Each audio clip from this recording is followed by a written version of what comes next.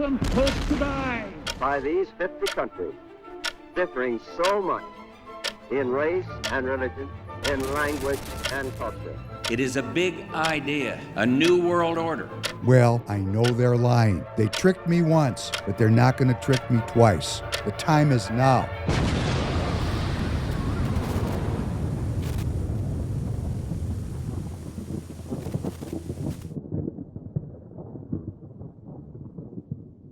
Welcome back to the Professor Penn podcast. David Penn, glad to be your host again this Thursday evening, the 17th of July, for episode number 221. We have a very interesting guest today joining us, Mr. Richard Baris, the People's Pundit. Richard, welcome. Welcome here. Can you hear me? Loud and clear. Thanks for having me. It's good to be here. I'm so glad that you're here. Now, for the audience, you're going to watch two hyper-political activists meet for the first time. I mean, for me personally, I'm reaching out to Richard Baris for help. That's what you do in politics. You try to make peer-to-peer connections, and we're all trying to help each other to maintain the republic, to strengthen our freedoms, to continue to advance the ideas that we care about. And since Richard and I haven't spoken before, oh, by the way, we were introduced to each other by a Minnesota Republican Party officer, a man named Robert Atkins. I hope he doesn't mind me using his name. I think he'll be okay with it. I want to thank Robert very much for arranging for this. I thought that was cool. I think Robert is a huge supporter of yours, Richard. He speaks of your work in the stratosphere. So he said, would you like to have Barnes and Baris on? And I said, can you make that happen? Now, here's what happens in politics. People say they're going to do all kinds of things, and I never hear from them again. So when somebody actually covers, I want to give them the highest level of thank you and appreciation, because this is all about connecting the dots. And I don't know how much Richard Baris knows about David Penn, so I'm just going to give you a brief introduction, and then I'm going to turn it over to you and let everybody understand why I'm so excited to have you as a guest today. You know, you can tell I'm a little bit long in the tooth, and I have been active in politics my entire life. In fact, my mother and father were hugely influential on the left. My father was very well-known, internationally known academic. My mother was an activist attorney. If Gore had won in 2000, she would have been a federal judge. I come from a very politically involved family, and I've been all over the world and had all these experiences. And I used to ask myself, why did this happen to me? Why do I know this? Why do I know that? And then I woke up in 2020 after that election, and I flipped out. I had been doing no local politics. In fact, I almost had a disdain for local politics because I was involved nationally and internationally. And, you know, that's a real kind of false ego thing for me. And I woke up and I said, man, look, I mean, I was good at math. I looked at that math. I said, what? Wait a second. This doesn't add up for me. And I jumped into action and I joined the Republican Party of Minnesota. And one of my greatest errors in my life was I went into the Republican Party of Minnesota, A, naively believing that we were all Republicans, and B, that I needed to tell people what I thought about issues because I was pissed.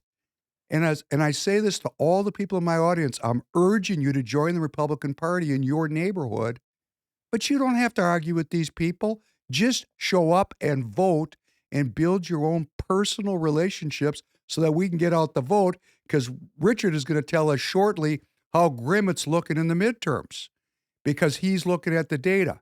But what happened in 2021, I joined the party. Because I have skills and I'm good in public speaking, I got a lot of things going. And I went up through the party very quickly. And then I ran into the constabulary there, and it's been a conflict for me ever since. But along the way, I decided to get involved with Royce White, who I hope you know about, candidate for Senate in 2024, running again for an empty seat in 2026. Royce is obviously a firebrand, a MAGA firebrand, but he's a brilliant thinker, and that matters to me because I'm a man of ideas. I like ideas. And we decided to get together and put together this business that he owns, Free People Radio, which is really a center of American nationalist politics here in Minnesota. So we have a national platform, and I'm an up-and-comer. Actually, Richard, just to tell you, this could be my first. Are we going to go up nationally with this one, Tanner? Yeah. This is going to be our first nationally distributed podcast. I was discovered. I didn't even think about, somebody called me and said, would you like to be on a national platform? And I said, of course I would. So this will be, you're my guest. It's great. And then most likely this will go up tomorrow night on the War Room platform, just to let you know. So this is going to get maybe 30, 35, 40,000 views. And why that's important is, and I want to say this to you, there's a lot of people that do what I do and do what you do, and they're in it for the cash. Yeah. And I don't have any problem if I get rich doing it because I'm not a communist. But I'm doing it for the politics and to save my republic. And I'm doing it, and I'm actually a hyperactivist organizing the state of Minnesota. That we have people all over the country watching, and I say, hey, if you're in Oregon, watch what we're doing here, because I am constantly trying to build a grassroots organization both inside and outside the Republican Party of Minnesota, because I'm sure you know as a political analyst what's going on here in Minnesota. And, there's a lot of headwinds here. Minnesota hasn't elected a Republican to a statewide seat, I think, in 20 years. Yeah. So that's something to do also with the Republican Party. So we're trying to build something. I'm asking for help. I mean, we need insight and information and leadership from people like you that can help us make our efforts more fruitful, more efficient, more effective. I'd like to see Royce White get elected. I got other candidates I'm working with. I'd like to see our party here in Minnesota tack towards the America First idea and eschew the globalism which dominates my state, which of course, Minnesota is an ag export state. So what would you expect, right? It's Farm Belt state, like Iowa, like Senator Chuck Grassley. He's been there since Reagan. So we got the same kind of stuff working here in Minnesota. So I'm asking for help. And what we do here is sincere, honest. We don't backstab. We don't lie. We try to be Republicans in terms of the philosophy of republicanism, the philosophy. Like George Washington couldn't tell a lie, honest Abe Lincoln. That's what we're trying to spearhead here in Minnesota. So that's who I am and what Free People Radio is. But what we're really interested in, and what I want the audience to hear, because I'm sure a very large percentage know who you are, but more than half probably have never heard of you. That's just the way the game goes. And you have such a vibrant political philosophy, organization, and outreach. Tell everybody about what you're doing and let us know how you're proceeding and how your organization works. So again, thanks for having me. And also, thanks for sharing that story with me about how you became, your journey from who you are and what kind of a family you came from to being a Republican, because I hear a lot of these and I very much enjoy listening to them. It's what I do. I mean, at the core of what I do is what you just did. And I'm a public opinion pollster and an election forecaster. That's how I got started. And I did gain whatever you want to call it, notoriety from being able to identify parts of the realignment with Donald Trump coming on the scene that really were going to dictate the outcome of these elections. And Minnesota has been, for people who have followed my work before, Minnesota's been a bit of a white whale for me, because Trump's version of, and I say his version, but his version of republicanism is republicanism. It's just that the Republican Party lost their way for a while, and he started to bring it back because the party was decimated after Bush left. There was no real leader, there was no real organization nationally, or in various battleground states. So he had an opportunity there to spread a different message, and that, of course, was the message of economic populism. And I think at the core of what I like to think I do is try to convey voices of people that really have no platform. They don't have interest groups who speak for them. They don't have other public pollsters like me who, are honest about the work that they do. So their voice is the one that always gets lost. And it matters because they are the majority in this country. When you look at the things that hold us together, our commonalities, we agree on a lot more than people realize.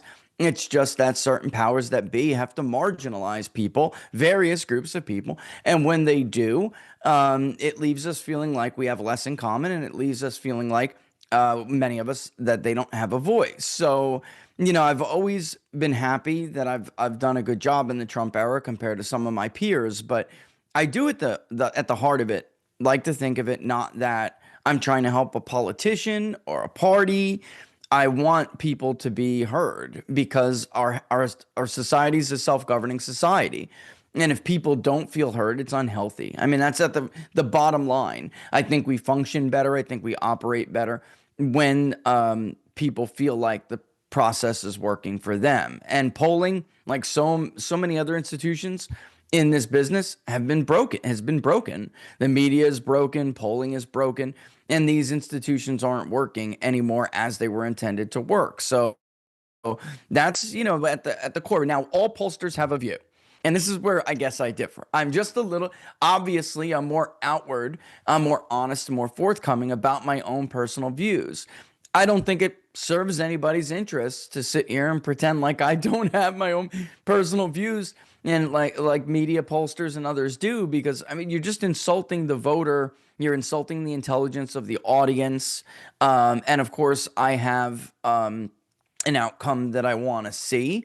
I just don't like, I don't let it interfere with my work. You can do both is what it comes down to. In Minnesota, I found your story. I got to tell you, I found your story very interesting because I feel like you just exemplified so many of the stories that I've been hearing in the Trump era, which is that eventually we went a little too far. There's an economic nationalism that spreads throughout both the right and the left. And Democrats believe that they had dominance for years to come.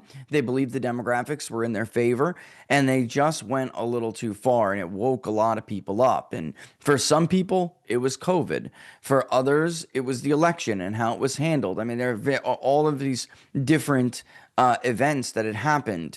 We elected Donald Trump as a nation in 2016. I'm not sure that people understood at that time what change really looked like and what it really meant. So a lot of them felt like it was a little bit too rocky for them, a little bit too turbulent, and they wanted to go back to a normal. And then that normal really came in the form of something else. And then it led again to 24, which was a bit of a wake-up call here to a lot of people. And then when you brought up, my mistake was when I, joined the local Republican Party, and I expected them to be Republicans. Minnesota's my white whale for sure. And and there's no other word. I always admired how the Minnesota Democratic Party understood that their national party had gone off the rails and basically maintained an independent entity. Sure, they're Democrats, but we're something else here. This is our own thing. And they had managed to separate that identity. And I don't wonder. I think that is probably a good idea for the Republican Party in Minnesota, which is to say that Minnesota and the Rust Belt and the Midwest, whether you're agro or you are, more manufacturing, or you're even now, I mean, you look at Pennsylvania, for instance, more mid-Atlantic, you have a different set of values. And I just don't. Donald Trump now has twice won several of these states, and actually in some cases 3 times, right? I think it's difficult for the average Republican who doesn't live in a state like Minnesota or Pennsylvania or Wisconsin or Michigan to understand just how difficult it is to win these states with the voting histories that they have had. You know, you're looking at decades of the state not being, not electing a Republican statewide.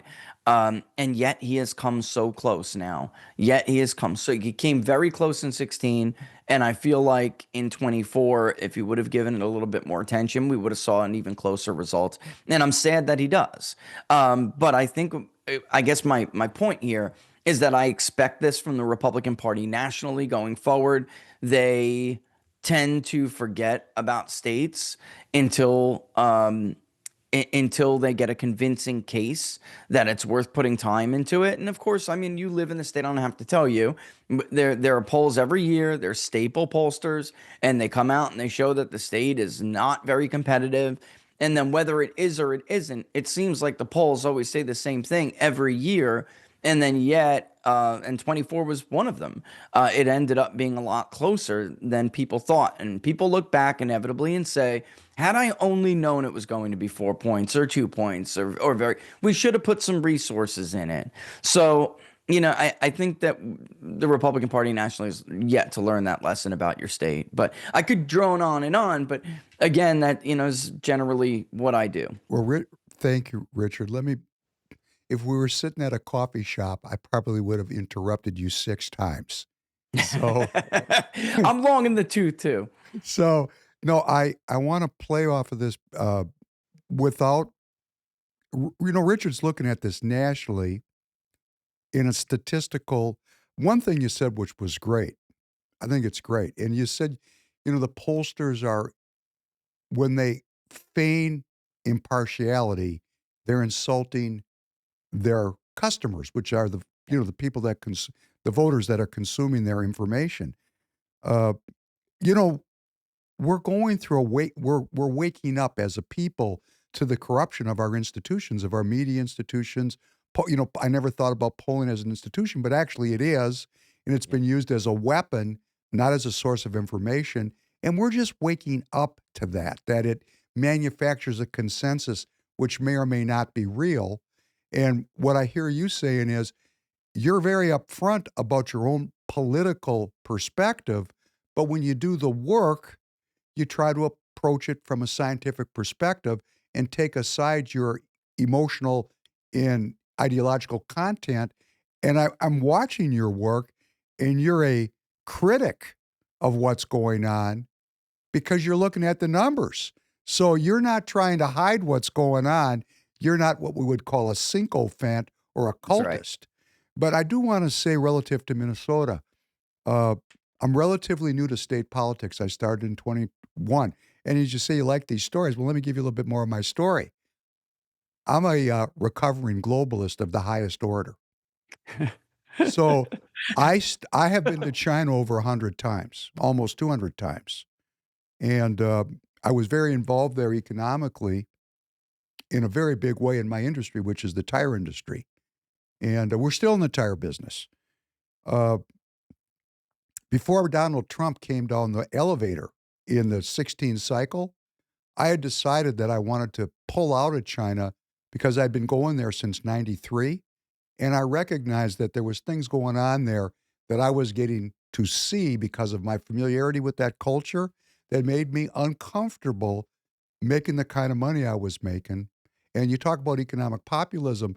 In the tire business, there's been a ongoing battle over tires going back to the Bush administration with what they call anti-dumping cases. So I was dealing with the United Steelworkers. And when I first met them, I thought, man, these are communists. And then I recognized, communists or not, they were drawing the line on American economic nationalism. Yep. And I actually, because I was raised in a very religious frame also, have empathy for the suffering of my fellow citizens. I think that's the essence of the republicanism that we're trying to get back to. When you say the Republican Party lost its way, 1946, everybody got in on globalism. And I know you know that, and that's a big part of what we've tried to cover in the previous 220 Professor Penn podcasts, where we really painstakingly go through the history of how we got into this mess that we're in right now. And I do agree with you that Donald Trump is trying to bring back a kind of republicanism, which is Abraham Lincoln's republicanism. I mean, real doctrinaire republicanism, economic populism, of course, we're going to get into shortly. Well, things seem to be changing a little bit, but in terms of Donald Trump's foreign policy, et cetera, and so on, which I want to talk to you about in just a minute because it concerns me to the max. But I was involved in a globalist economic enterprise. I truncated it significantly out of a sense of patriotism, for lack of a better word. And now Donald Trump's put 25% tax on all the tires. So now if I'm buying tires from factories owned by Chinese companies, I'm actually paying down the debt. So I no longer feel like I'm putting people out of business. I no longer feel like I'm hurting people. I feel like I'm contributing to balancing the budget. So, this is the kind of thing that people really don't understand very well, the economics of what's going on, because if you're not in the game, if you're not in that ring every day, international trade, it's kind of a mystery to you. But what you said about Minnesota, when I got involved in politics here, the state was a mystery to me. I just thought, wow, we're going to support the Constitution and the Republic. And I ran right into a Republican Party that is, deeply collaborative with the Democrat Party here. And that is deeper than politics. That goes into the culture of Minnesota, what they call Minnesota nice. Yeah. We're a consensus-seeking culture. It's been called Yante culture. Yeah. And the Republicans are very loath to take a position which could be criticized as nonconformist. And so our state has been sliding left since Wendell Anderson. It was actually a Republican state. And just to tell you about my parents, to let you know how deeply wound into this thing I am, the center of the leftism here in Minnesota is the University of Minnesota. I actually sat in a room in 1969 after McCarthy lost to Humphrey and then Humphrey lost to Nixon. And I sat in a room with a bunch of academics as a 11-year-old kid and watched these academics make a 50-year plan to turn the state basically communist. They didn't think about it as communist at that time. There were a lot of Jewish intellectuals is what they were, with some Yante Lutherans thrown in for good measure. So everybody got together and they made a plan. That'll do it. Well, they made a plan to take over the university through the tenure process. And so the university has been, spinning out generation after generation of leftist-orientated graduates who have then spread out through the state and right down to the kindergarten level. We have a big challenge in front of us because that leftism is wound into the educational system of our state. And so I've got a bird's eye view of how this thing went down.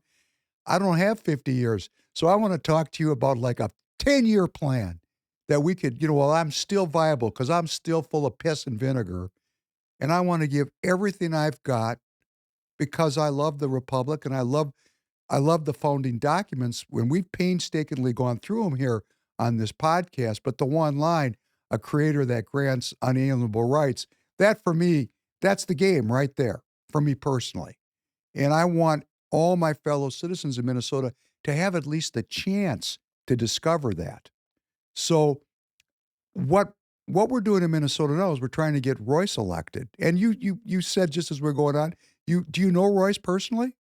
I don't know him personally, but I do know who he is, of course. Anytime you're going to be a candidate, especially for any major statewide office, I'm probably going to hear your name, especially in a state where I'm paying attention and I'm going to be watching because I think that, you said, give me a 10-year plan. I don't have 50 years.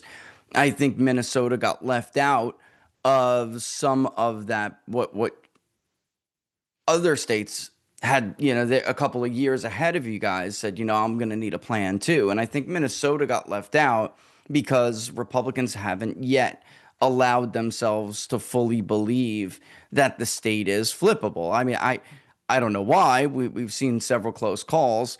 And I think that when it comes down to it, of course, there has to be some level of persuasion, and people have to believe you when you say, this is what I believe in, this is what I'm running on, because this is the policy that I'm going to pursue. This is the agenda I'm going to pursue. I'm still very much a believer that people make rational policy choices, even if sometimes they may not appear to arrive at that decision in a rational way.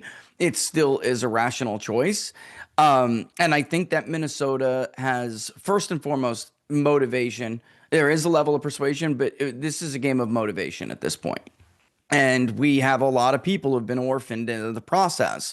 And when you look at 24 and you look at the states surrounding you, whether it's Wisconsin, Michigan did. I know I worked with a group that put a lot of effort into this. And even Musk and others, they had, of course, efforts in Pennsylvania. You had Turning Point, very much focused on Arizona, and some in Wisconsin. But there are a lot of voters who went through the same transition that you just described to listeners, yet they maybe weren't political in nature, or certainly didn't have political family.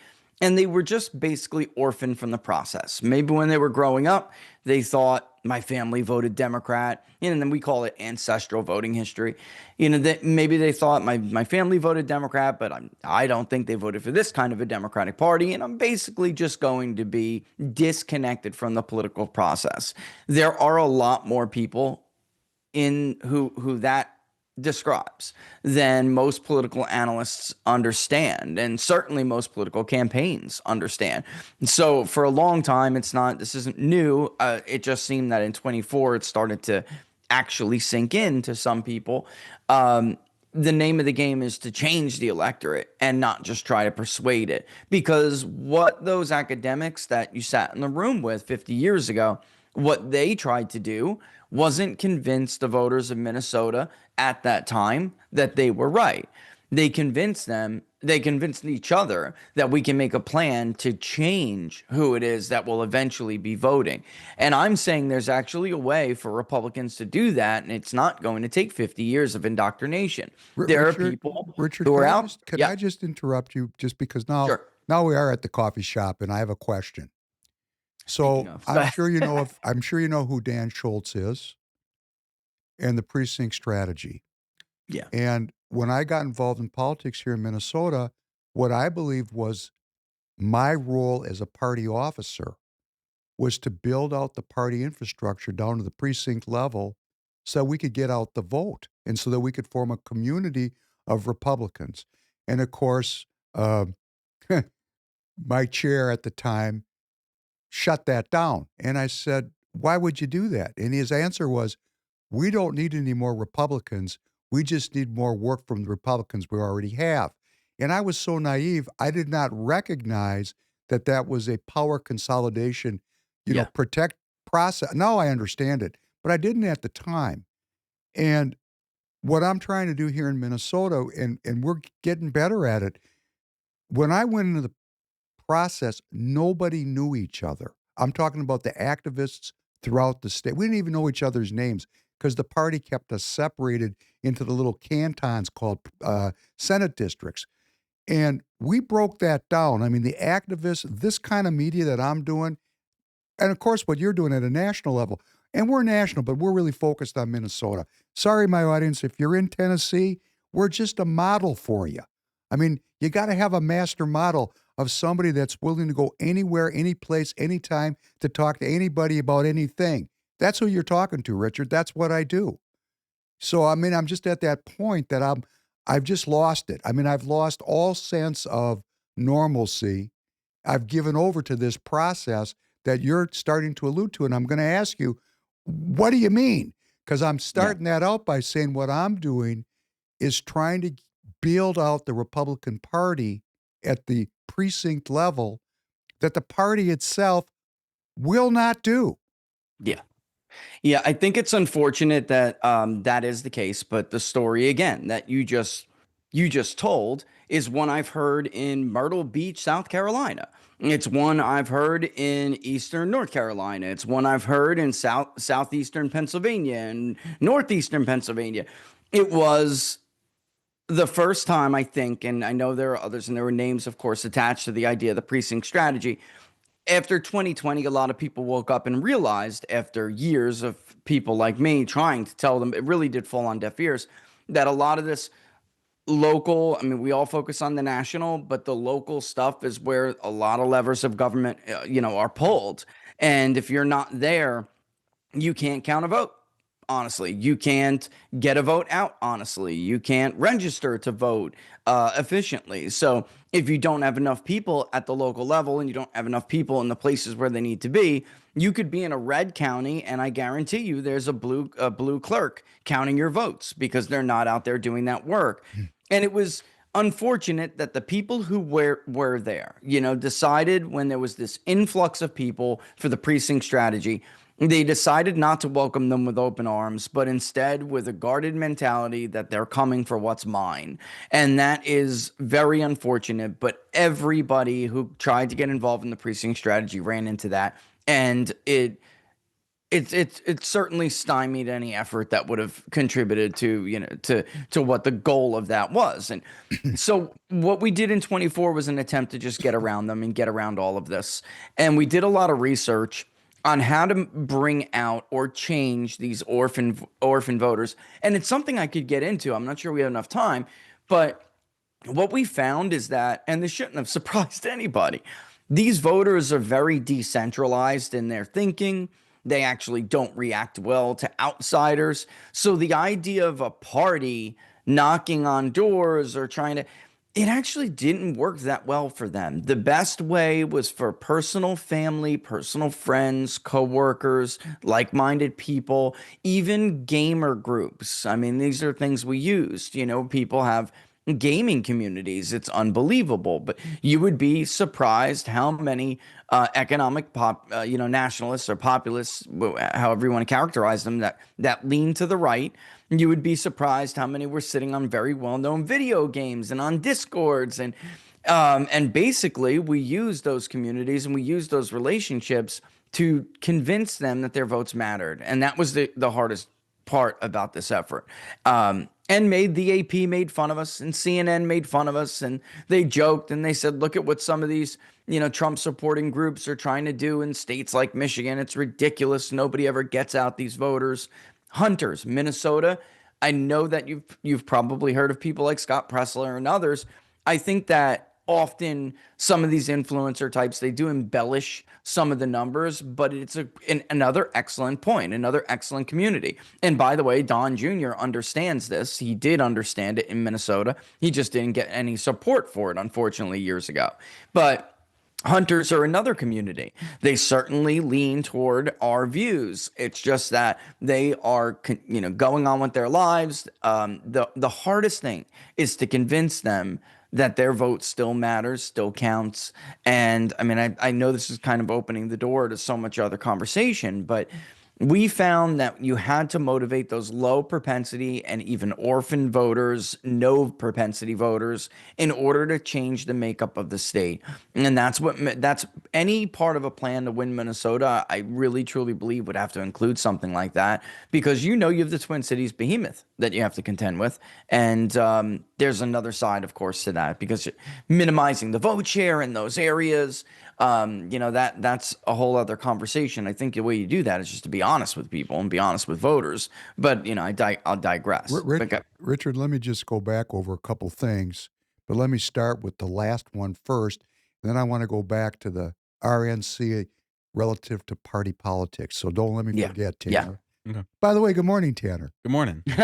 Tanner's part of our show here, Richard. He's a great person to have on. He's young. We've got him going in politics, and he's very intelligent, and he comments. And if you have a comment or a question, break right in, young man.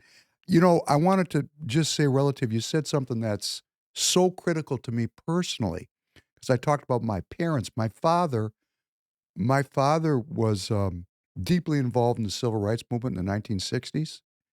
And he actually participated in starting a Black Studies department at the University of Minnesota. So unlike a lot of the suburban Republicans, and I was also heavily involved in athletics growing up, so I've spent a lot of time for lack of a better way of saying it, in the black community. I'm not afraid of black people. Like, for example, in the last cycle in 24, I wanted to go door knock in Minneapolis, right in the inner city. I can only get 4 people, me and 3 other people, to go into lit drop. We weren't even door knocking. We were just lit dropping. And Republicans would say to me, "Oh, I'm not going there." "Why not?" "Oh, I'm afraid. It's not safe." "What do you mean it's not safe? It's 12 o'clock in the afternoon." "No, I'm not doing it." So what I'm saying to you, Richard, is that the Republican Party of Minnesota, going back 30, 40 years, has absolutely abandoned millions of our fellow citizens to the depravity of a growing communism in the core cities. And I'm not willing to accept that. And that really underscores my support for Royce White because, he swears when when he's in a public setting, he doesn't swear. He's very affable and likable. If he's in front of 200 people, who's that guy? But people don't understand that when he's podcasting or when you're podcasting, there is an entertainment element to this. And the audience that he's seeking is not a 75-year-old person living in a wealthy suburb with a $3 million house paid for and $40 million in their 401k. That's not his audience. And that person's going to vote Republican. That's a whole other thing, how those people are voting. But there's nobody really going into the inner city. And what Royce is doing, he's coaching basketball, multiple teams, meeting parents, taking young kids. You're talking about alternative ways to convert or to motivate or to energize low propensity voters, no propensity voters, or long-term ancestral leftist voters. Right. He's actually, and the party doesn't even recognize what he's doing. They don't recognize that he's building a political constituency using the culture. He's part of that culture. He's criticized for that. But I'm just telling you that outreach, Free People Radio is deeply involved in trying to reach what I think is the low-hanging fruit, which is the obvious constituencies that are forming of people who understand that the Democrat promise was a scam. And we're speaking to those people. So that's a big part of what we're trying to do here. And we need help with that to understand what issues. I mean, Royce probably wouldn't say that, but I'm saying myself, because I'm not running for office. I'm an advisor and I'm trying to do the work. What are the unifying issues that we can create new constituencies with? And before you answer that, I also want to say that the precinct strategy, the point of it for me, if we can't win in Minnesota for a certain period of time, what we want to do is change our party so we can elect 3 American nationalist RNC members, because right now, we sometimes send people to the RNC that are not really down with the quote-unquote Trump agenda, which it's not even the Trump agenda, it's Republicanism. So, we want to have a party, we want to remove the people that are blocking the build-out of the party. And they're blocking it very systematically. So that's why I believe we need a huge influx of people into the party. And that's why I'm urging people to go to caucus. We're still a caucus state here in 2026 and join the party. And I will meet you and I'll help you understand how party politics and party procedure works so that we can organize, not that we're against anybody. We're for citizen participation. And in this sense, I'm like you. I have a perspective. I know who I am politically. But when I'm working to bring people in the Republican Party of Minnesota, I'm not vetting them out. If you want to come into party politics, come on in, get a vote, get a seat at the table. Let the citizens vote it out. But please don't leave half of the billets empty, because then it's not really a political process. It's an insider game. So we're trying to change that party politics, but going back to those unifying issues, you as a pollster could give me so much help to know what I should be focused on. It's funny because going into, for instance, you have a neighboring state that obviously Michigan, one of your, Great Lakes states, and In Wayne County alone, which I'm listening because I was listening to the story and I was inside chuckling or trying not to chuckle out loud because I've seen this a lot as well, where newcomers to the party or even, I mean, they're not, some aren't so new anymore, which is why you'd be surprised there hasn't been so much more progress made in this area. But, you're willing to go in any neighborhood and you're willing to knock on any door. And look at Wayne County, for instance. I mean, had Mike Rogers at the Senate level done as well as the presidential candidate in Wayne County, we may have been looking at another Republican seat in the U.S. Senate. But, he very much ran a very typical established Republican establishment campaign. He did not seek out those votes. Donald Trump did much better with black voters than he did. Mike Rogers did well with some other non-white groups, but he didn't do as well. He ran about 10 points, 7 points with Hispanics, 10 points with black voters. So, that could, in a very close election, that could make the winner the loss. And in the case of Mike Rogers, it did. Meanwhile, if you would have gone to those neighborhoods and knocked on those doors, I think a lot of Republicans who have been part of the party for a while might be surprised to find out that a lot of the issues that motivate the new right, and especially the younger right, are the same issues that motivate people in inner city America and in urban America. And I want to say this before we actually get into specific issues.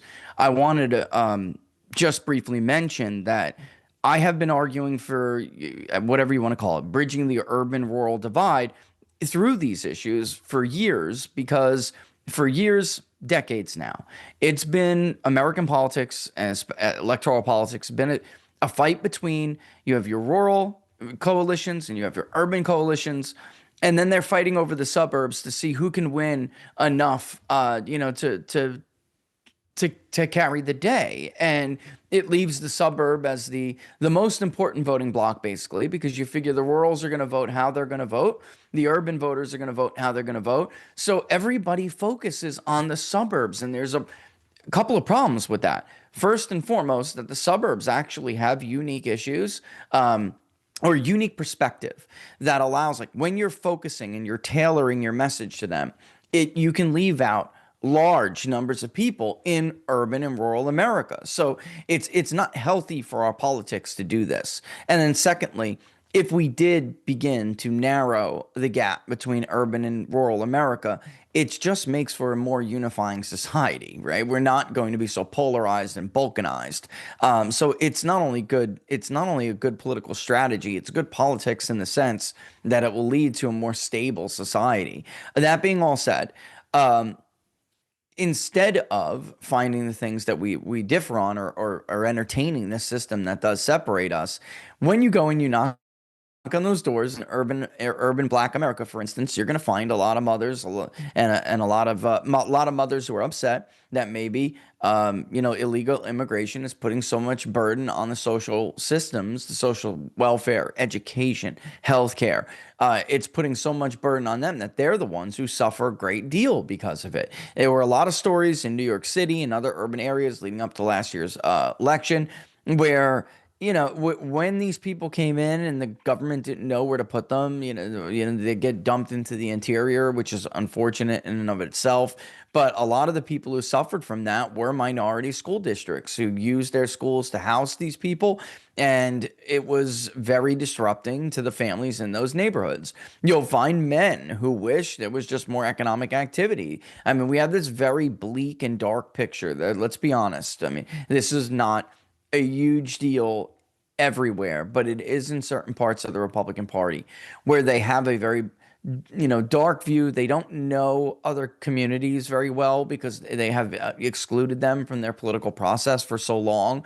And they have this very bleak view, and they think, that if you go to inner city, all you're going to find are people who want to be on welfare. And, these are just horrible stereotypes that aren't true. And if you are somebody like a Trump benefited because he's got universal name recognition. So his message is his message, but he did lead the way. What did he do? He went into the Lion's Den and he spoke with the Association of Black Journalists. He knew it was going to be an adversarial crowd, but he did it anyway. And he was trying to make a point. I'm not saying you're going to be welcomed with open arms in these communities, but I am saying that you're going to find a lot of kinship with them on these certain issues. And that's why economic nationalism really is the secret. It is between immigration, trade, putting American industry and American jobs first. That is an 80-20 issue everywhere in this country, right? I mean, we have polled the most hardcore liberals, and even they will tell you that, American trade policy, U.S. trade policy should not be designed to benefit the welfare of another nation over American employees. Well, let me just interrupt for a second and say, and this from well, your when I experience. was just going to say, as a reformed globalist, when I was a full-throated globalist, the criticism of what I was doing really was led by Chuck Schumer. Yeah. It was led by the Democrats. That's right. And they were the ones that were all in on globalism. They were just using it.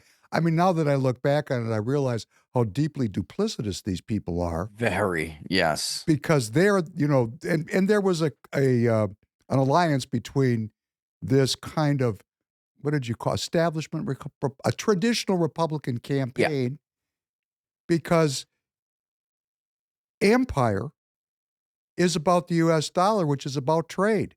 And That's so, right. you get into my age cohort has never seen an intervention going back to Vietnam that we didn't say, well, that's not true. Vietnam, we were in the streets. We're in the streets. And I was looking at your recent comments about the young cohort of Trump supporters that have completely flipped since the intervention in Iran, which I want to get to. I want to transition into some really core elements so the audience understands and try to find a way out of this. But we were anti-war. That was the coalition that worked at that time.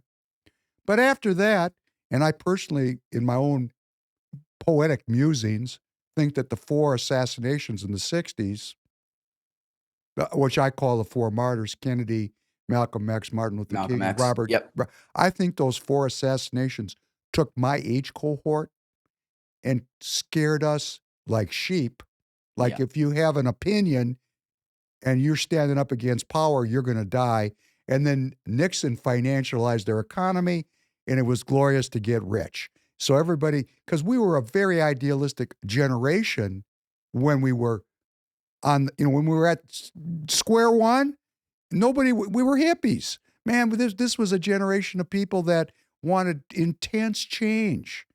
And we were anti-war. Now, I've always been anti-war, but we were anti-war. And then after Nixon, man, my group, everybody was just trying to make money. Nobody thought about their fellow citizens. It was all about me, me, me, me, me. Very self-serving group, my cohort. And we've never seen an intervention we didn't want to get involved in. So now we roll into this Israel thing, and I'm just going to talk about Minnesota. We've got traditional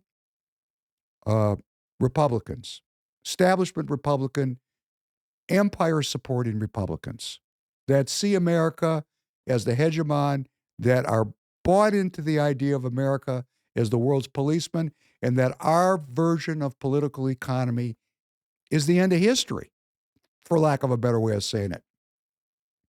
We've got Christians United for Israel, evangelicals in this state, deeply committed to Israel, deeply. So that's a coalition, because that establishment Republican base, there's now a profile of a national candidate that they're looking for. In fact, I've heard it called the SEAL brand, where they're really looking, and the Democrats are looking for the same thing. Ex-military, that are going to promote a certain kind of Americana, and they're allied with evangelicals.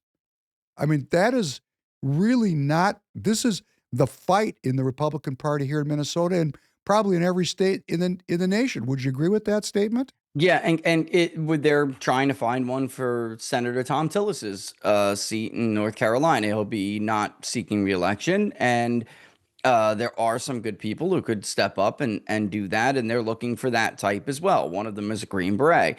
And I'll just say this. There are things that the Democratic Party can get away with that the Republican Party cannot, because these demographics that we're talking about going out to get and changing the electorate, to bring them over, make and turn them into core voting groups. They are ancestral Democratic voting groups. It is so. So what does that mean? They and their families are used to voting Democrat. It's not hard for a Democrat to do something that's uncharacteristic, or the Democratic candidate to be something a little bit uncharacteristic of what they're used to, but still get their votes. When you're trying to change somebody's political affiliation, you don't have that luxury. So I'll just say this, and I'm not going to equivocate at all. The Seal brand is a loser. It's a loser because the very voters that you're trying to bring over are voters who are very much anti-war, like you are, like you just said you are. And by the way, myself, I am personally, and I am a veteran. It's just the older I get, the less I tolerate or like war. Because the older we get, we also live through the outcomes of these conflicts, and the facts, or what were presented to us as facts, always either change or evaporate later. So you just learn as you get older and wiser that you really just can't take their word for anything. But as far as it as a policy, when you're going into these areas, and let's go back to the urban voter for a second, Democrats can do what they want because they are the devil they know already. You're the devil they don't know, and you have to get them on board. You have to be something better than the devil they know. So they don't like intervention. When you bomb Iran and a pollster goes into the field and says, did you support bombing Iran to stop them from getting a nuclear weapon? Of course they're going to tell the pollster, yes, yeah, sure. Do they, as a matter of policy, think that the United States should be the arbiter of who does and who does not get to defend themselves or have nuclear weapons around the world? What role do they believe the U.S. has in the Middle East and other areas of the world? Is a totally different story.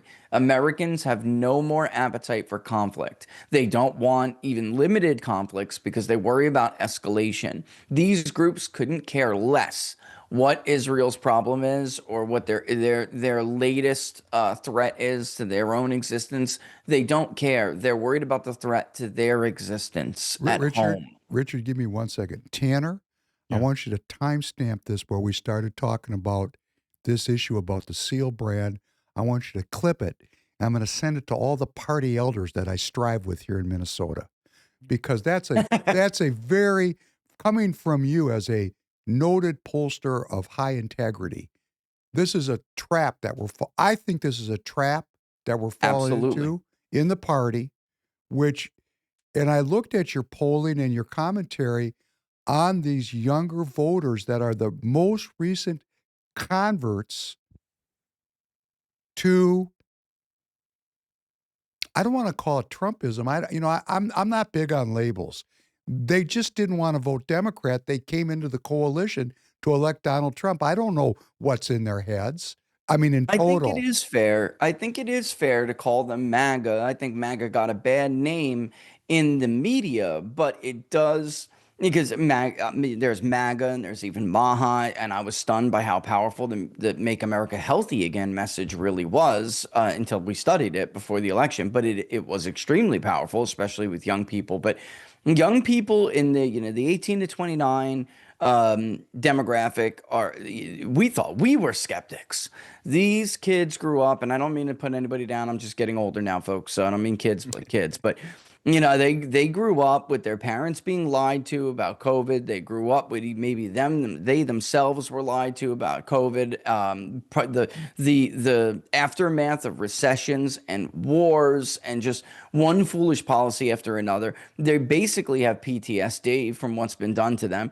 It's really remarkable that anybody was surprised that they would like somebody like Donald Trump. Now, Donald Trump ran way ahead of Republicans all around the country among this age group. And coming out of 24, every Republican Party, whether it was Minnesota or Ohio, even though they think that it's a red state now, I would argue if the Republican Party goes back to being the pre-Trump Republican Party, they'll lose states like Ohio again. It's not that red. It's a type of red, a very certain type of red, a populist red, an economic nationalist red. It's not it's not it's not Bush red. I mean, I don't know how to lack of a better phrase. And Bush certainly does serve as a brand of republicanism that fits that SEAL type, right?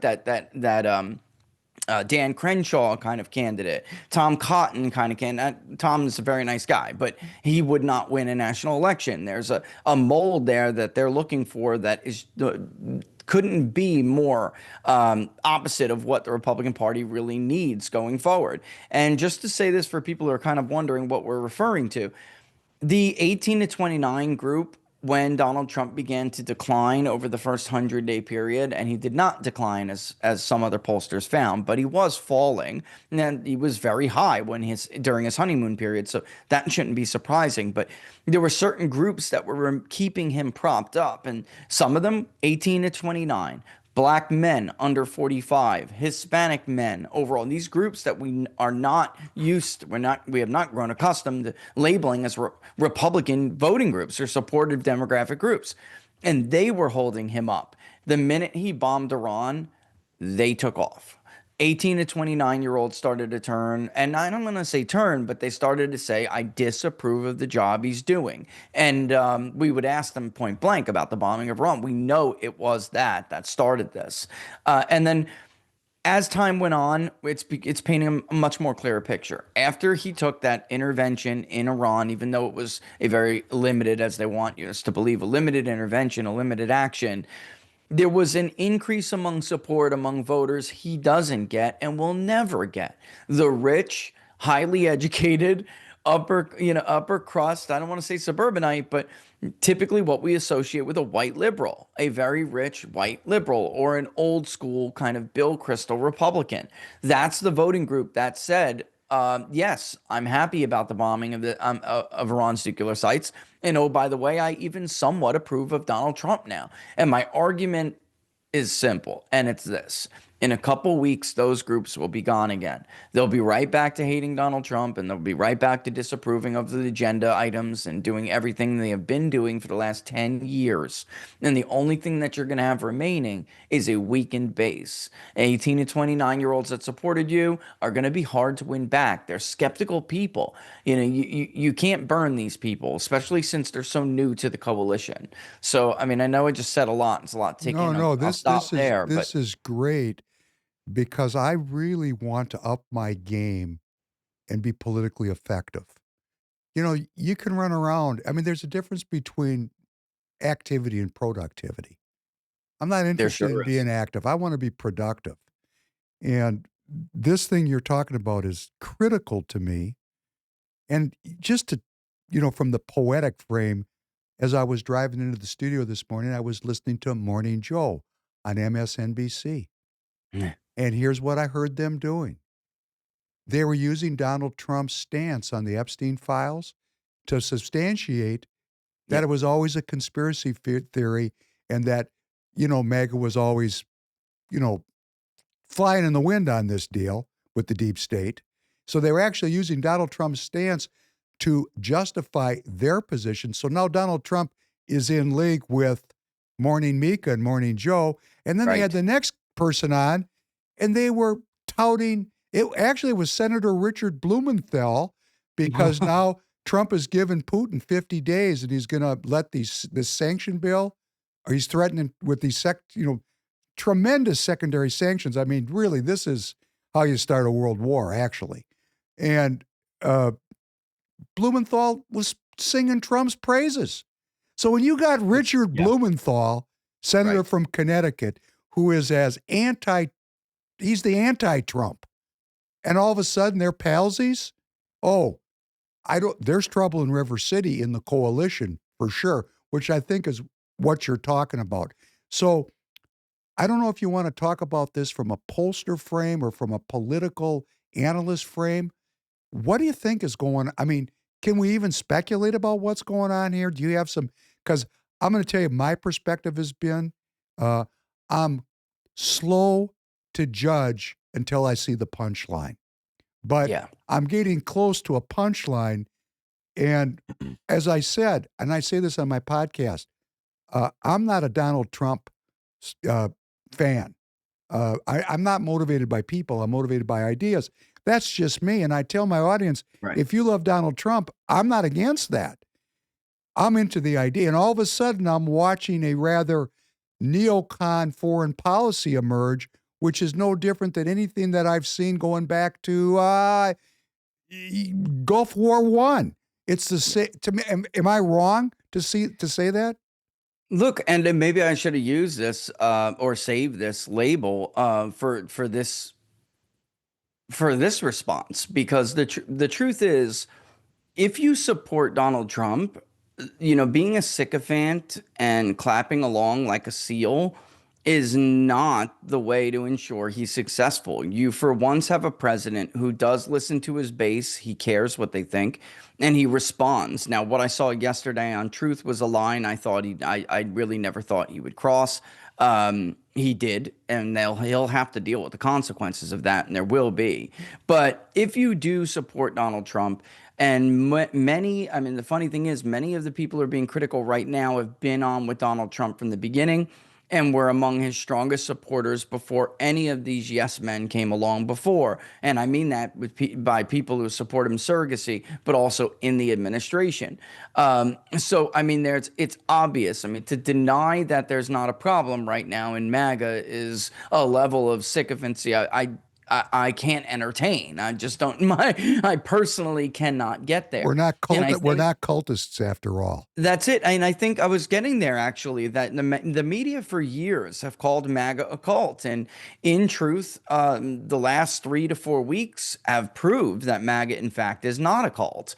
And there are always going to be yes men who are basically competing and falling over each other to be the biggest sycophant out of all of them. But I saw this movie during the first Trump administration, and so did a lot of other voters, his core voters. And this is what is concerning them now.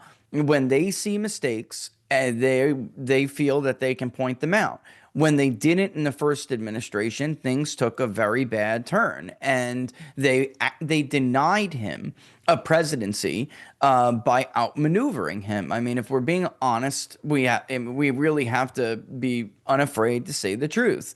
There were too many people who told everybody to trust the plan and trust the president, and they trusted themselves right into a special counsel, which destroyed his presidency. Then later, after he shook off the yoke of the special counsel, the COVID came, and it was trust him on this and trust that, and people trusted themselves into the complete undoing of our electoral process, and it cost him his consecutive second term. So you cannot blame the core group of MAGA for now sitting and looking at what is going on, whether it is foreign policy or these sanctions with Russia. Because the sanctions, of course, Richard Blumenthal wants them. It's going to drive the price of gas through the moon. And then Richard Blumenthal can blame Donald Trump for higher gas prices. Of course he won't. Plus, there obviously is a bipartisan consensus on war. 85 senators. They want it. 85 senators have co-sponsored that bill, including. There you go. 85. Now you can't get that agreement on anything, right? Well, Professor Penn. No. They agree on $4 trillion a year. We have broad bipartisan consensus, which is the military-industrial complex and its research, and the medical-industrial complex and its research, and that's the 100%. Core and the extremism. We just had political assassinations here in Minnesota, which I know you're aware of recently. I am. That extremism is born of that consensus. It's driving people mad. Yes. Because that medical system is not responsive as it needs to be for that kind of money. And we just can say that easily. We have the highest spend on healthcare, and we have a very low longevity outcome compared to peer countries. And then, on the military side, MAGA is we don't want an empire. That's right. That's the deconstruction of empire, or the the voluntary pullback from our deployment all over the world. So, and I just got to tell you this because this is hilarious, because these people are, unlike you and me, they're without any shame. We have a very leftist newspaper here, which is the newspaper of record in Minnesota. It's called the Minneapolis Star-Tribune. Tribune, yeah. And I was reading today about their coverage of the Epstein files on the front page, and guess who they quoted as a. This is hilarious. They actually quoted Alex Jones at great length to talk about the MAGA coalition falling apart.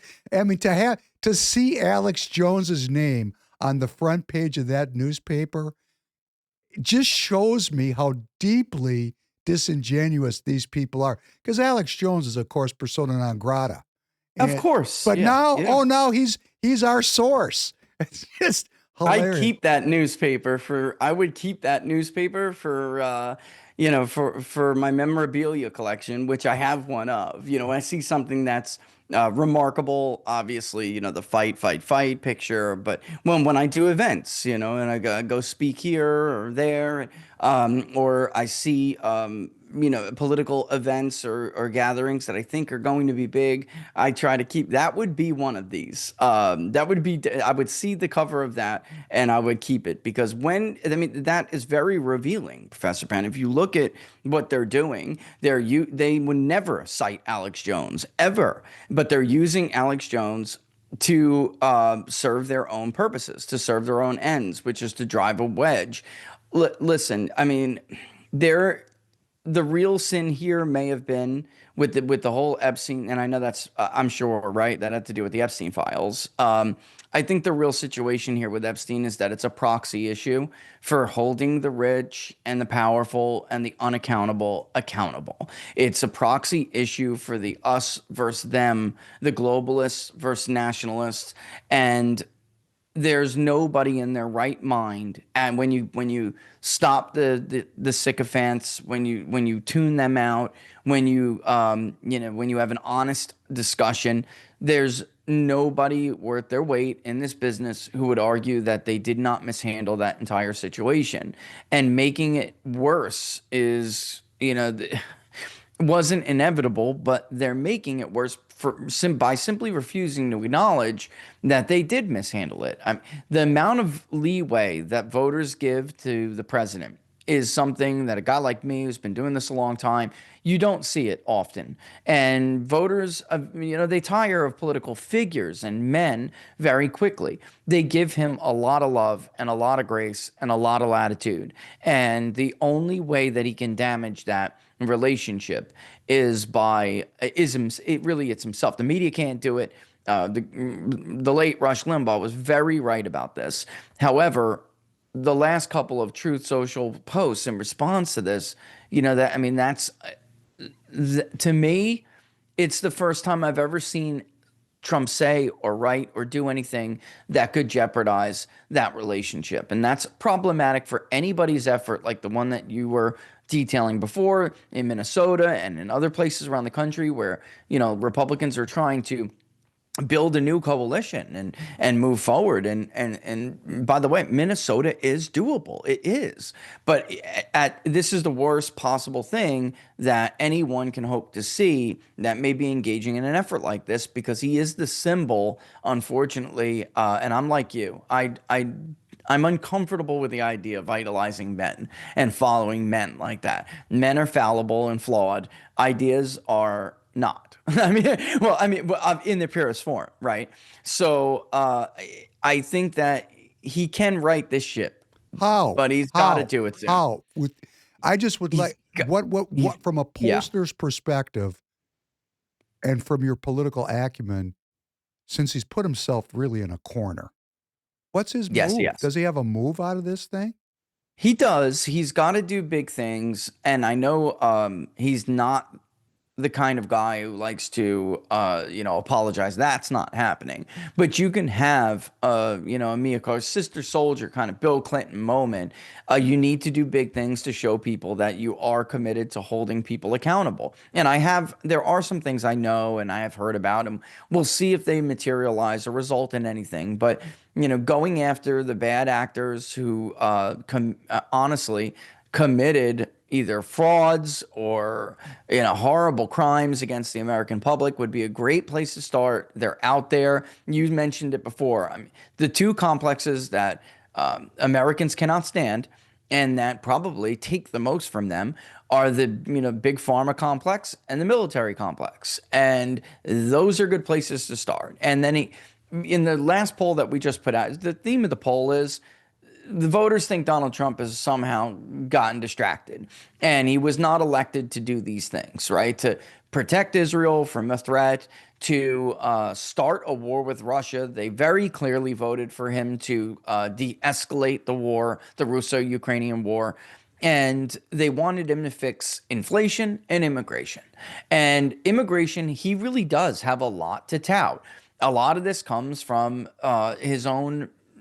It's not disciplined. His messaging in the White House is not disciplined. When they have great achievements, they step on them. They have to stop doing that, because a lot of times when I argue this and answer questions, people will say, but he did do things. He did do this. He did do that.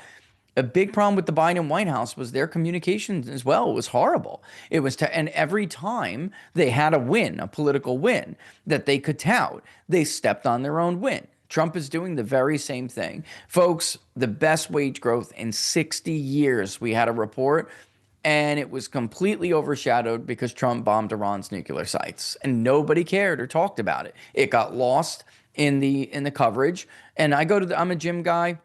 I go to the gym and I try, to work out for an hour or two every day. And there's screens, Professor Penn, all over the gym. And when I'm working out, I'm still doing my job and watching everything from MSNBC, CNN, to Fox, local stuff. It's all up there. There wasn't a single screen about better jobs data, about better wage data. It was all about Iran. And I'm listening to people on the treadmills, on the various machines. I'm listening to them talk about the news on the screens. It was completely dominated by an unpopular intervention. Whether it was brief or not is irrelevant. That's not what they wanted. They were not prioritizing that movement, and it wasn't something that he argued he would do. And then fast forward, it was just the anniversary of an unsuccessful attempt to assassinate him. You brought up before 4 assassinations that are still burnt into your psyche from your generation. I 100% agree with you. I think those assassinations are key to understanding the voters of your generation. And we just had that. It should have been a great day of celebration. And thank God he was spared. Look at all the great work he's done until that. And instead, it wasn't. It was about the mishandling of Epstein, him trying to justify it and putting True Social posts up telling his voters he doesn't even want their support anymore. I mean, they are their worst enemies at this point. And it really is incumbent upon everybody, not just one man, to achieve the goals that we were talking about earlier that you want to achieve. It's now is more important than ever to let these voters know that we haven't gotten astray. We have not gone astray. We're on the right path. Nobody's perfect. Look, we're even trying to hold them accountable. No, you said something critical. And I don't know if this is, I don't want to get into psychologizing, but Donald Trump does listen. He does.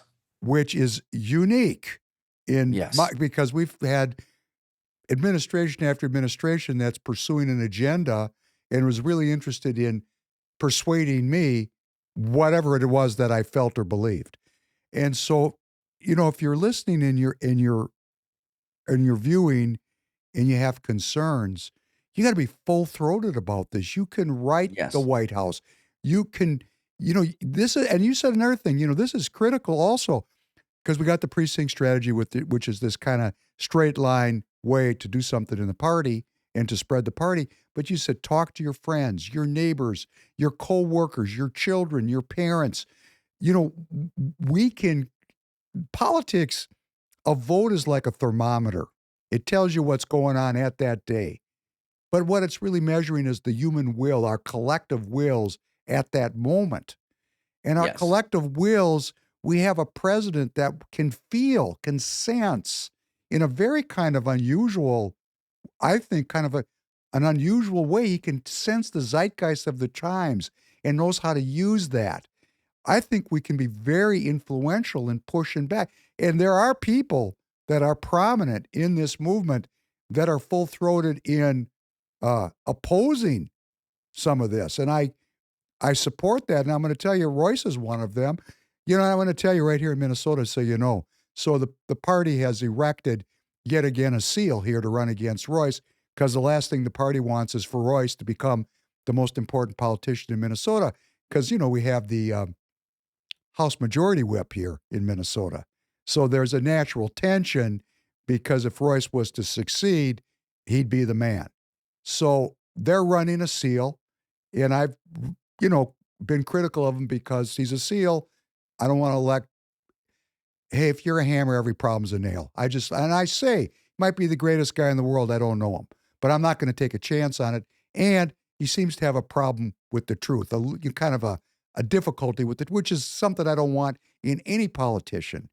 But here in Minnesota, Royce has been so supportive of Donald Trump. And he's been very influential in that community, that inner city community of opening people's minds to the MAGA movement. Yeah. And we're not getting any traction with the party because the constabulary here has got him pushed down. And here's what they say. And I'm Jewish. And we're best friends. He's an anti-Semite. Yeah. So they're using his Yeah. willingness to talk about AIPAC. When he ran, and listen, you'll love this. This is the same Star Tribune. When he announced in 2022 to run for Omar's seat, he used the word globalism. That same Star Tribune said that was a dog whistle for anti-Semitism. Isn't that classic? That's how far we've come, though, since 22, right? It's unfortunate that there are now some on the right who have taken to these very same tactics. If you have the audacity to criticize, I don't want to say, because I know it's not everybody in the Republican Party, but there is a very real leftover component of Bushism and the concept of neoconservatism. For people who don't know honestly what that means, it means that they believe that in the primacy of U.S. power to shape the world in the image of the United States, or what it what the world the United States wants to create. And Israel obviously is a key component in that because they are an ally in the Middle East. So if you have any if you have any criticism, if you level any criticism whatsoever at those ideas, you're now an anti-Semite as well. I mean, that's why I'm sure that Royce is getting that thrown at his way, because you said he criticizes AIPAC. Well, Republicans have been criticizing organizations like CARE for years, and they didn't like it when people would use the word xenophobic or Islamophobic, because they had the audacity to criticize an organization that they felt was masquerading as a civil rights organization, but really was an unregistered foreign agent, seeking to do, lobby on behalf of the interest of this government or that Arab government or whatever. And they did not like it when people on the left called them xenophobic or Islamophobic. Now the right is doing the same thing to some of their own. And if you criticize AIPAC, or if you criticize Netanyahu or the Likud party in any way, you're being called an anti-Semite. And that's tragic because, it does have a very real cost. You have certain communities in Minnesota as well. In a state Donald Trump did win, it's very easy for me to underscore the harm that it's already done, right? Which is the state of Michigan, for instance. You had Dearborn. Donald Trump actually won a city. The mayor of Dearborn Heights, who was a prominent community leader in the Lebanese community, he endorsed Donald Trump. They did so because they wanted peace. They wanted somebody who was a peacemaker. They cited the Abraham Accords. That's not what they got, did they? They wanted somebody who didn't just knee-jerk take Israel's side and understood that the loss of human life is tragic no matter who they are. It doesn't matter if they're Palestinian, Lebanese, Israeli, doesn't matter. Human life is human life. I do want to say though, and we covered it on the on the podcast.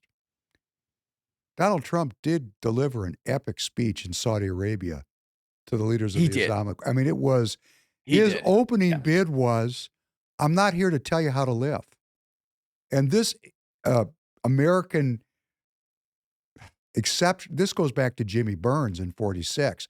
This idea that America is going to shape the world to its will, and he just said, "Look, I'm not here to do that. You can Yep. you can run any kind of game you want to. Let's just do business and let's seek peace." And I'm going to Yep. ask you, and I this is something we don't know, and I don't know. And when I make an opinion or I'm just speculating, something seems to have happened between that speech and the bombing of those nuclear facilities in Iran. It feels like there was a sea change. Something changed Donald Trump's mind. So Yeah, it feels that way to me. And I mean, I'm just making up meaning to try to explain how we went from, trying to de-escalate the Ukraine to now we're arming the Ukraine, and it's not clear to me how those weapons are going to get there. Now, he said the Europeans were going to pay for it. 13 European countries came out yesterday and said, "No, we're not." First of all, that was one of the most ridiculous claims. Obviously, if it's going through NATO, it doesn't even matter if those countries are paying their share because we pay an outsized share of NATO. So even under the original design of NATO, it really was a ridiculous argument. I don't know how he was considering that he was going to be able to claim that they were going to pay and we were going to pay nothing. That's even more ludicrous to me because, of course, that's not going to happen unless he takes something from them to force them to do it. And right now, can he afford to do that at all? He needs all the help he can get. He's dealing with trade negotiations, or he doesn't need all the help he can get, but he doesn't need to ruffle any feathers unnecessarily over an issue like this and upset people that he's already trying to deal with on other levels, whether it's trade or even now this situation in the Middle East. Yeah, I just want to, again, I just want to point out when it came something, I feel like something changed as well, but he went to that speech in Saudi Arabia, which was textbook realism for people who don't know, the difference between internationalism and realism. I'm sure people do who are listening to this program. That's textbook realism. And then he fast forward a couple of weeks and we get to what happened in Israel. And to people, that isn't what they voted for because that is not realism. I mean, there was I know no realists, prominent realists like Amir Scheimer, who all of these people will cite. I know of no prominent realist who would argue that a preemptive strike against a country that does not pose a vital national security threat to you at that moment is justified. Nobody would argue that. And that was the situation that we were facing. Yes, It was Mark obviously Levin. Mark Levin was going on Fox News with the most strident propagandist, in my opinion. Yeah, me too. I believe their entire military budget is $9 billion a year. They lose that much money every month at the Pentagon. Just gets robbed, right? So Iran is not a threat to the United States of America. And to take the Republican Party, particularly people in my cohort, and stir them up that we are facing a threat from intercontinental ballistic missiles carrying nuclear tips from Iran is preposterous. And but then this goes to show you, if you tell the same lie long enough, which is Goebbels' comment, you can convince people of a lot. Unfortunately, that's why we say on this podcast here, and you're always welcome to come back, we're searching for truth here, and we're not afraid to tell the truth. And I really have been, and I've been saying for months, I'm not too happy with some of this stuff, but I don't want to be critical because I don't know what the punchline is.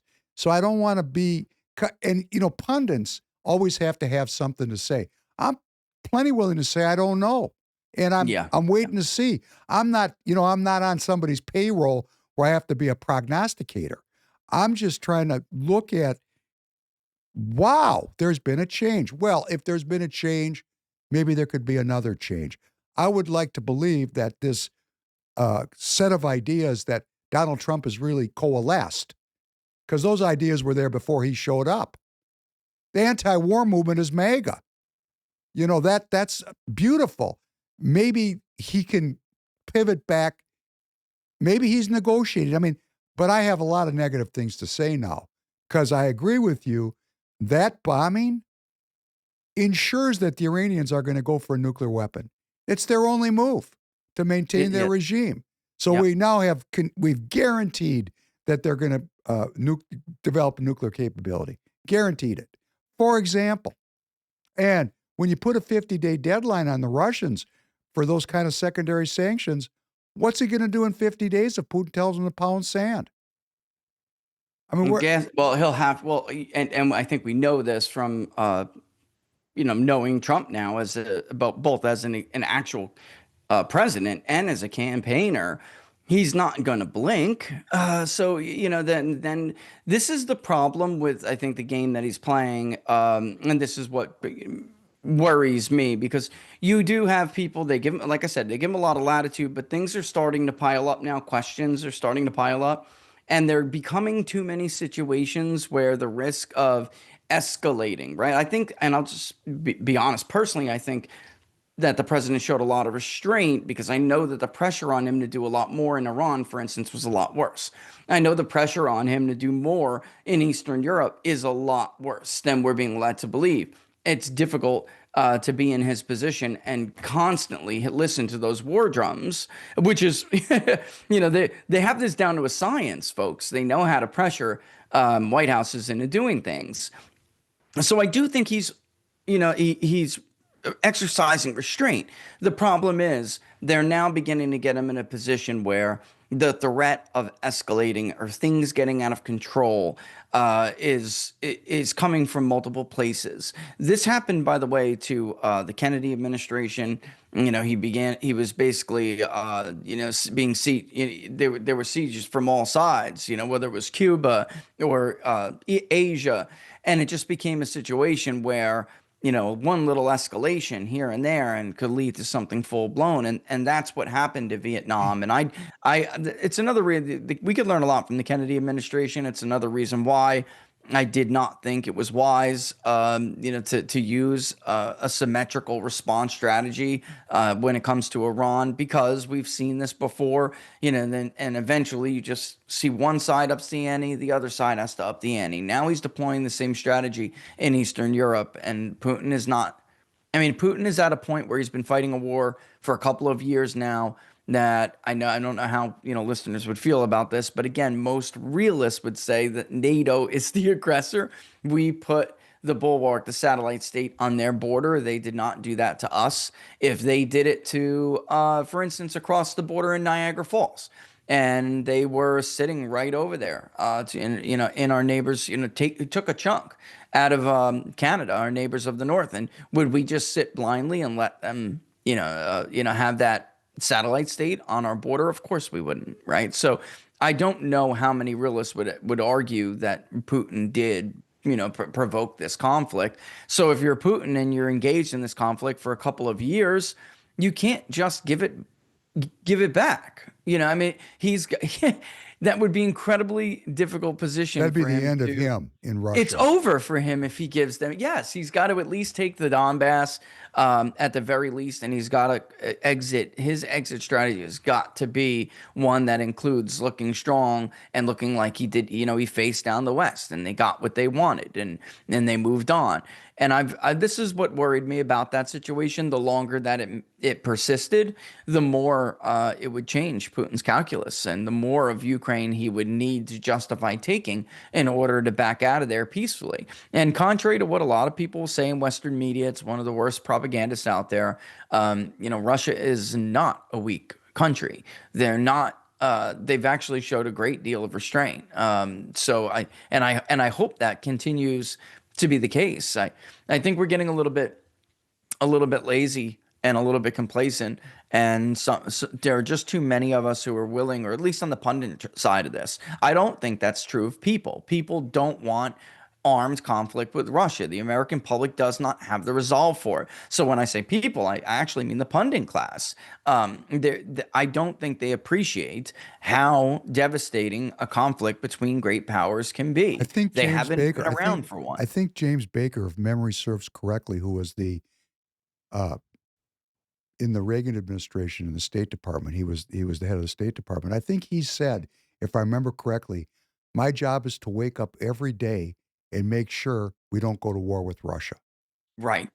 And how we could go from that orientation, and that was a very globalist administration, but to go from that kind of foreign policy orientation to just openly, since the 90s, and I agree with you. I've gone into great depth on this. I say this all the time. Britain attacked Russia in 1805. France attacked Russia in 1812. Britain attacked again in 1853. The Germans attacked in 1917.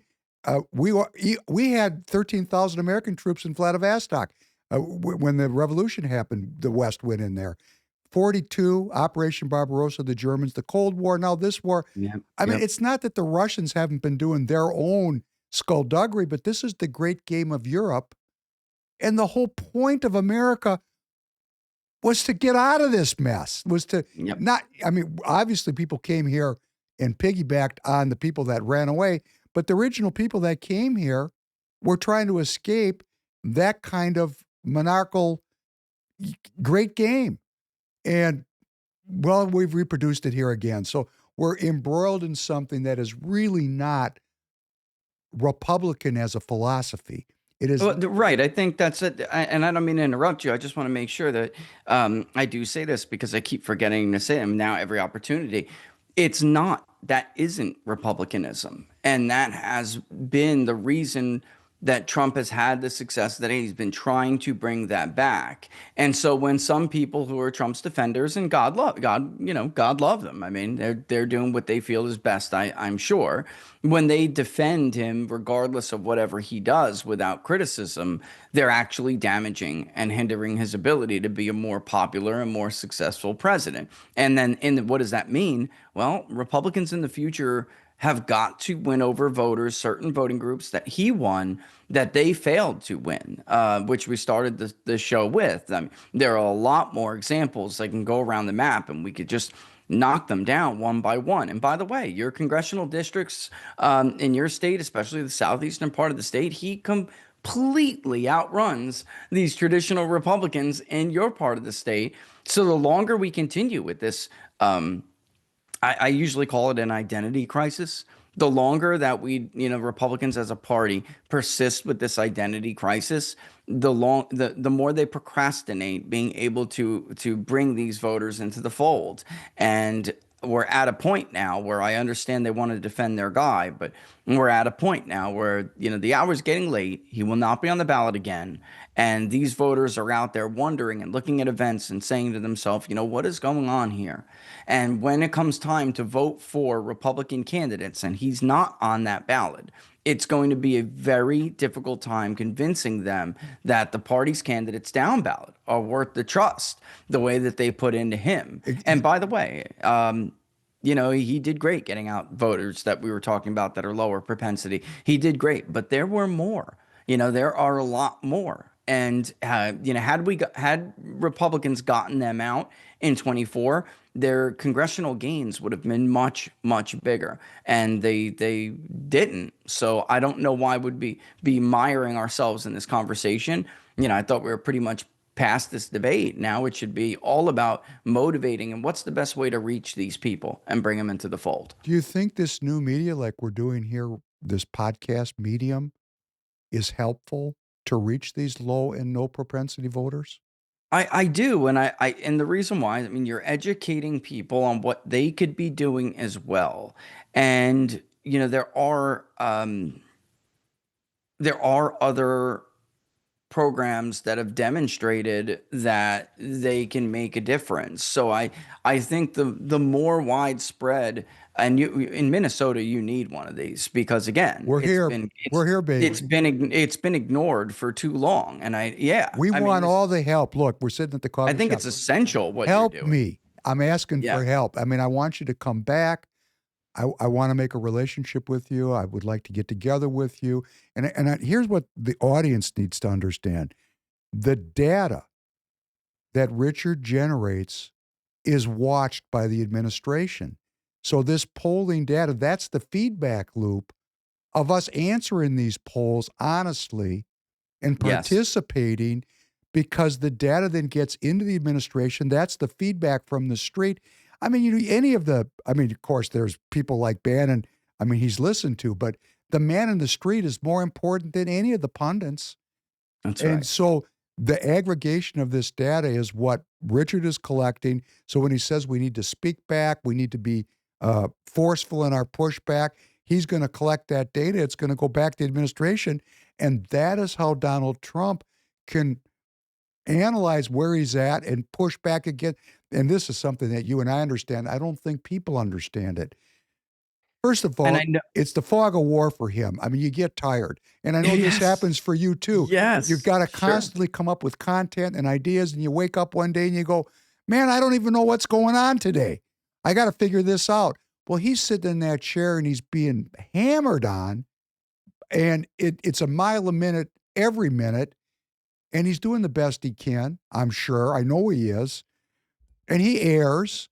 And that's when what you're saying is the people that brought him to the dance have to hold him accountable to why we brought him to the dance.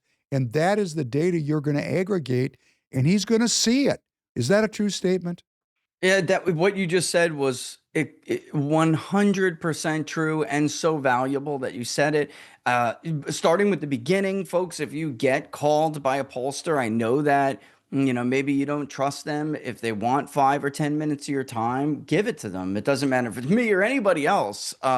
Please give them that time, because if you, and this is a major problem we've had in the industry, if a certain group of people decide that they're not going to participate in them, then when the polls come out and they look really bad for you, you can't really complain, because we have a lot of groups that are just wholly opting out of trying to participate. It makes the job very difficult. You could So, even in say other this is words, an act of self-governance now yes, to make it is. everybody needs to hear that. That's Self-governance. actually in our pitch. That's actually in our pitch when we call people.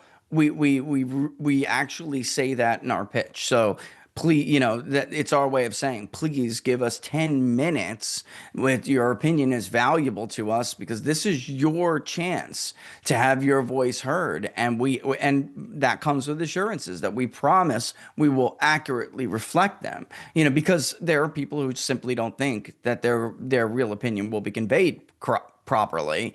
So we do that. And then again, what the second part of what you said is that they do digest this work. There's only a few people that they trust. And when, if you it's important that you make your views known to people like me, because they're going to see it. I mean, this is rare. Joe Biden didn't do this. Barack Obama didn't do this. Bush didn't do this. Presidents don't care like this, and he does. And we're incredibly, the word's blessed. We're blessed to have a situation where the president will literally want to hear what you think. I mean, that's the buried lead. What very the unique. buried lead is, Richard is on the list of people that is doing polling. Yeah, I kind of did bury that lead. You did, but I want the audience to know it.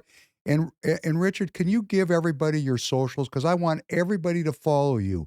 Give us your socials. So everybody get out your pencil and write this down. Go And ahead. If you please. forget the pencil, I have it in the description, guys. So. Oh, okay. Tanner's going to put it. Excellent. Thank you, Tanner. Go ahead, Richard. Thanks, Just Tanner. let wrap it down. Yeah, I mean, we're everywhere, but the best place to make it simple on everybody is on Locals. That's the central hub for all things People's Pundit, peoplespundit.locals.com. Even if you wanted to go to the Public Polling Project, which is, again, it's our way to try to reform the polling industry. That's on Big Data Poll, but all you have to do is go to locals, and locals will have the links there, and you can learn about, you know, the various things that we do and engage with the community, because locals is a community. Yeah, really appreciate you guys having me on, and I'd love to come back. I mean, we had some time today, but we scratched the surface. If you'll come back, I'll be blessed, because what I really want, and I'm going to ask you, and this is what you have to do in politics. You got to be bold. The worst thing that you can do is get slapped. Somebody says no. I'm asking for your help in Minnesota. Yeah. We've got a tight budget here with Royce White, which is no surprise to you because he's not going to get any institutional support. And I've got to find the right issues that are going to create a coalesced unity, because he's great. I'm going to tell you, you don't know him. I'd like you to meet him. He's great. He could be really important to the future of this movement, and he needs people like you to invest in him. I've invested in him, and Bannon has really tried to help him because he is a unique intellect, and he's there's this thing they talk about, it was like Kramer on Seinfeld. When Royce walks into the room, he can actually light it up and make everybody feel good just walking in. And we just need to take that light. That's a gift. Yep. That's a gift. He's just great in a crowd, and he's got the physical presence, but he's got the intellect to make a difference. And, the Republican Party of Minnesota is going to get this podcast rammed right up their ass, because what they're doing, Tanner's going to edit that out, but what they're trying to do is what we've always done, which is lose. They're unwilling to try anything different. They just keep reproducing the same playbook, and it's just a failure. And I know how frustrating that is. I've been obviously been dealing with that in Minnesota, but it is. I think we all have stories like this, that they just are on, a rinse and repeat cycle. And it's very difficult to break that cycle. And it doesn't matter if they lose. They ignore they shirk accountability, they escape accountability, they ignore criticisms, they take the tiny wins where they get them as an affirmation that they're doing something right, even though these are not big wins, and usually have nothing to do with how they run the game. It's usually organic. And then we get into the same cycle all over again. Warn them, this isn't going to work. That person is not the right candidate. They lose. That candidate loses. We try the I told you so moment. It doesn't happen. They ignore it. And it just keeps this maddening cycle over and over again. It has to be broken. And that's why really it started last presidential cycle, where I decided, you know what, the only way to stop this is to change the electorate, because it's something they can't even control. And again, we can talk more about that, in the future. Richard, they can't control that. But you're talking to a person. I have dedicated the rest of my life to that kind of cultural change. I believe in it. I'm working for it. I think we're good at what we're doing, but we have football fields of improvement to make. And this connection I have with you, I'm going to try to develop it. You're welcome back. I'm going to call you after this, and try to establish a real personal relationship. And that's another thing. Politics is personal. I mean, it's peer to peer, and you want to work. You want to work with people you like. And I've really enjoyed listening to you. And I want to thank you so much for coming on. And I hope you come back soon. And I wish you Godspeed. And I think my audience is really getting a benefit from having you spend your time with us. Thank you so much for coming on tonight. I appreciate that and look forward to it. All the best. Thanks for having me. Good to meet you, sir. Thank you very much. Thank you, Tanner. Thank you very much. Everybody, have a good night. Thank you, Richard. Oh, Take you care, took my Tanner. lightning, bro. Go ahead. Have a good night, everybody. There you go. Thank you. Good night, all.